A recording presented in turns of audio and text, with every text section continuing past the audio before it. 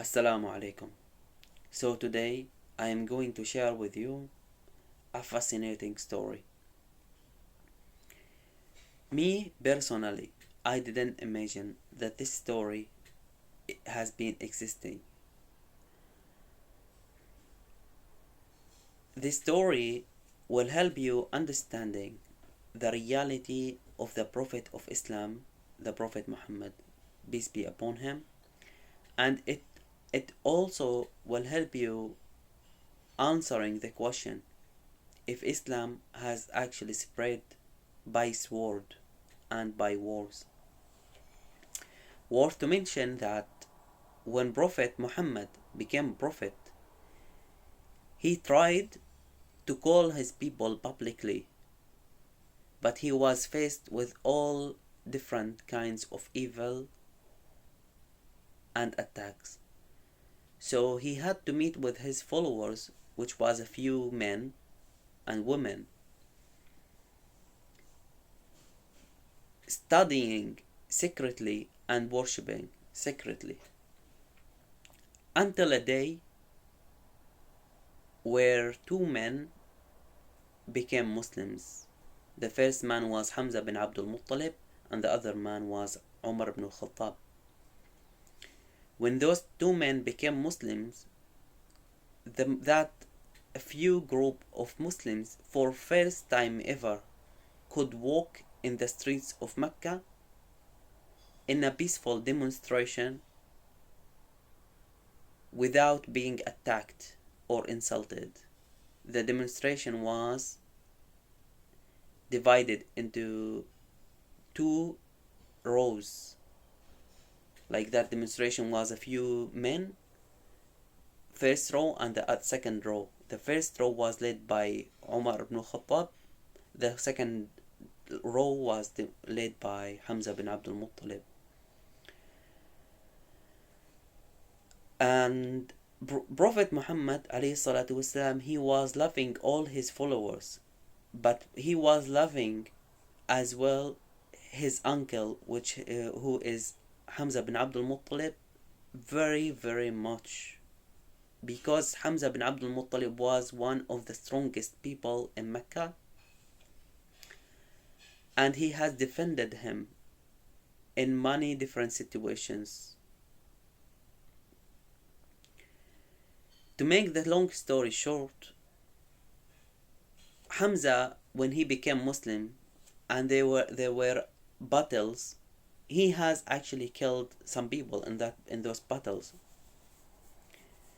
So when the day of a battle called Uhud battle, or the Battle of Uhud, there was a mountain called Uhud, and that battle had to be done at that area. So one man, his name was Jubair bin Mut'am, he had a slave. That slave was actually from Habasha in the area of Ethiopia. Anyways, that slave was very professional in throwing that رمح in throwing رمح. So he told him, listen, his name was Habashi. He told him, listen Habashi, I know you are very smart and professional in killing people using this method, and your slavery will be ended and you will be freed if you could kill this man named Hamza, because he killed my uncle. So you will kill the uncle of Prophet as he killed my uncle. So one by one, uncle by uncle. This man has actually been actually suffering by being a slave for years, and this was his opportunity. So he followed the people or that military, and he didn't have anything to do with those military. He didn't have to fight with them. He had only to kill this man whose name Hamza, only to be freed. And he did. He sat down, he waited for that minute, and he killed Hamza. When that, like when the non-Muslims, that non-Muslim military, seen that Hamza was killed, they felt very happy.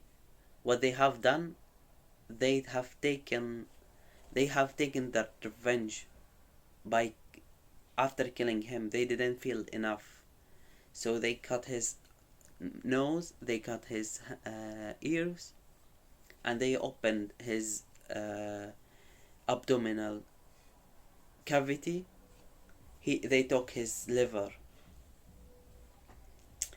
When Prophet Muhammad والسلام, when that war has ended, Prophet Muhammad والسلام, he came to check out his people, his military, seeing who has been killed and seeing who is still living to help them out and so on. So he was surprised by seeing his uncle killed, and all this thing happened to him after he died. Like, he sat down, he cried, and he said, I swear I will do that same for 70 of them. So they did that, they killed him, but they didn't feel enough by killing him. They killed him, they cut his ears, his nose, they opened his abdominal cavity. So he said, I will do the same for 70 of them. At that time, a revelation from God, from Allah has revealed a verse where it says, وَإِنْ عَاقَبْتُمْ فَعَاقِبُوا بِمِثْلِ مَا عُوقِبْتُمْ بِهِ. If I want to give it the translation, like, if you deliver a punishment, you have to deliver that punishment to the same extent that it has been delivered to you. Which means that if you have been punished by something, don't do that. If someone has like punished you on the face or cut your ear, don't cut his ear, his nose, his neck, and so on. Do the same which has been done to you. The continue of the rest of the verse, وَإِنْ عَاقَبْتُمْ فَعَاقِبُوا مِثْلِ مَا عُوقِبْتُمْ بِهِ. If you have been punished, deliver the punishment at the same extent that it has been delivered to you. وَلَئِنْ صَبَرْتُمْ لَهُوَ خَيْرٌ لِلصَّابِرِينَ. And if you have patience, it will be better for those who will have that patience.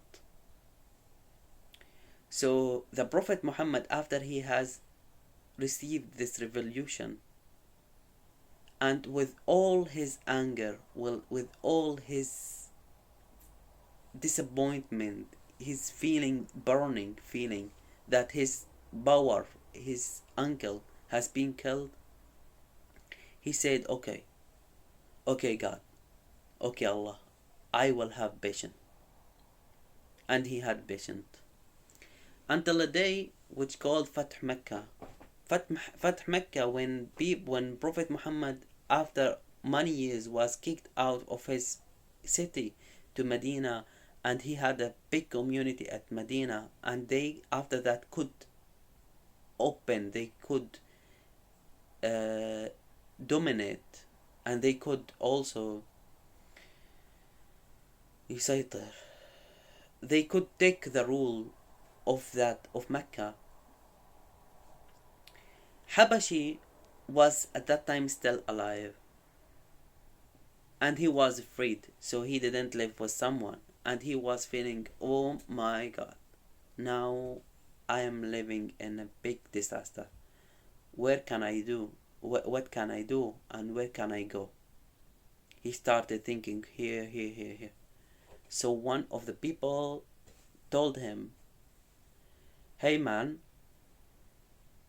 Muhammad, he doesn't kill anyone who follow his religion. Go to him and tell him that you wanna be Muslim. He is not going to kill you.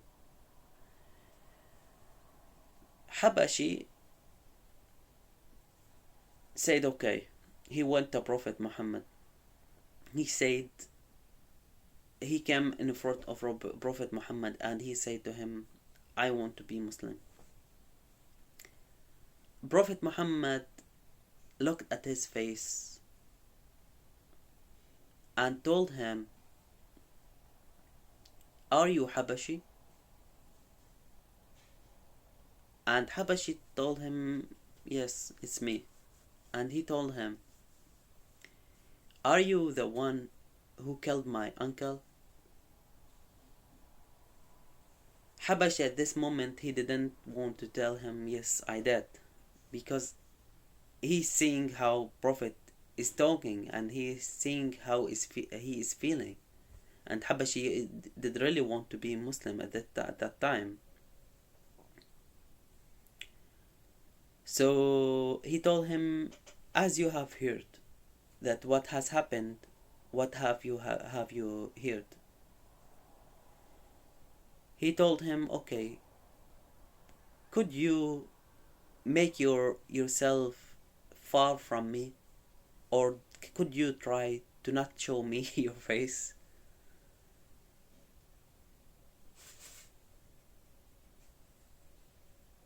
This moment does actually summarize that Muhammad could actually gather two things: the prophecy and the humanity. I mean, he was a prophet. He was still feeling that pain for seeing his uncle in that situation. He didn't forget that. But when this man who killed his uncle came to him, he told him, I accepted. You have been forgiven. But because he is still human, he told him, just don't let me see you. Because every time I will see you, well, I will actually remember what has happened. Every time I will see you, I will remember that story. So you have been accepted. You are now a Muslim. But try not let me see you. I think here the story ends. I don't know if I have delivered this story correctly. I don't know if you have got that idea where a man could match those two opposite things. Forgiving someone because this religion forgives people whatever they have done. Because in Islam, whatever you have done can actually be forgiven. So he has been forgiven by Prophet Muhammad, by the God of Prophet Muhammad, for what he has done. But Prophet Muhammad also told him, I'm still human. I still have heart.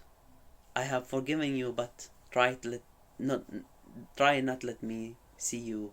Do not remember this story. I don't know, could a man do that except that Prophet Muhammad?